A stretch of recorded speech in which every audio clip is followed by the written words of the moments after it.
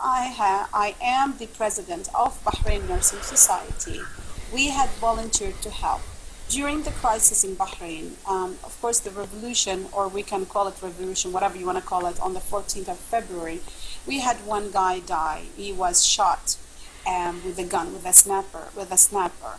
And then the second day we had 3 people die, and suddenly the hospital was in chaos. I've learned to volunteer from Baylor, and that's exactly what I did. The American people have taught me that. So I ran and I went into the emergency room. I volunteered through the crisis. We had several days of crisis, whether it was the financial harbor day, or we call it Citra night. And we've been in the emergency room for 48 hours, non-sleep. I just sleep for a few hours and I go and volunteer to help people. But we have nothing to do with politics. I'm not a politician, not at all. And I have pictures with a lot of people from the US and from all over the world because of my humanitarian services. I'm one of these people who will run whenever there's a disaster. When they have attacked the roundabout and then they came and attacked the hospital, I left the hospital 10 minutes exactly before they have attacked the hospital that day. And afterwards, I knew that they're going to come and arrest me. And the reason, because I know they were arresting everybody who have helped in the emergency room. The funny part is this, Brian, that a lot of people used to work there. From the 12th of February until the 18th of March, people entered the hospital, patients, employees, whether they were Filipino, Indian, English, you just name it, all nationalities.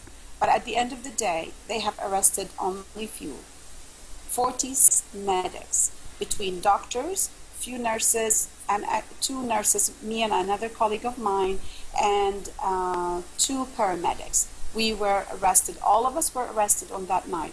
And the funny part is this, we were all Shia, believe it or not. And that was the shocking event, because if it was something wrong we've done, then everybody at the emergency department should have been arrested. But it was only us, a group of us. People in the US, or my colleagues in the US, know that I am not a sectarian. First of all, they did not tell us, they did not read our warrants. They did not tell us what are we accused of. For 2-3 days, it's continuous beating, and then suddenly they start, you did this, and these are the accusations. Hatred to the system, which I answered them back. If I hate the system so bad, then why do I represent Bahrain in so many international arenas? All over the world, China, Japan, and I represent Bahrain. This is 1. 2, WHO, World Health Organization, have sent me to Jordan and to China representing Bahrain as an expert consultant for emergency disaster. So why would I hate the system? That is 1. Second, they accuse me that I instigate people to go for riots and protests and so on. The Crown Prince have allowed us. He gave us the right. He said this is a democratic kingdom and they have the right to protest as long as they are peaceful. And that's what we did. We protested when we seen the dead kids in our emergency room, when they have prevented the ambulances to go to Lulu roundabout. They took the ambulances and they beat the paramedics. So what do you expect us to do?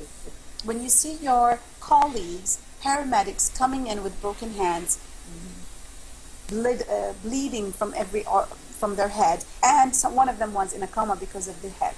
Well, as medics in the hospital, we protested that day. They blindfolded me, and they had handcuffed me and started pushing me around, not knowing where to go, and they put me in a cell.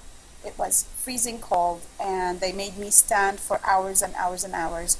Even if you wanted to lean to the right or to the side, they would say, no leaning, stand up straight.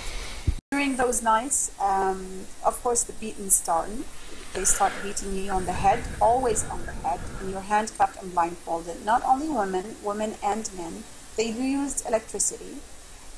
They hit you with electricity to your face and your head, and all what you feel like you're spinning. So it was horror nights, because they make you stand in the hallways You hear your colleagues in the other cells screaming.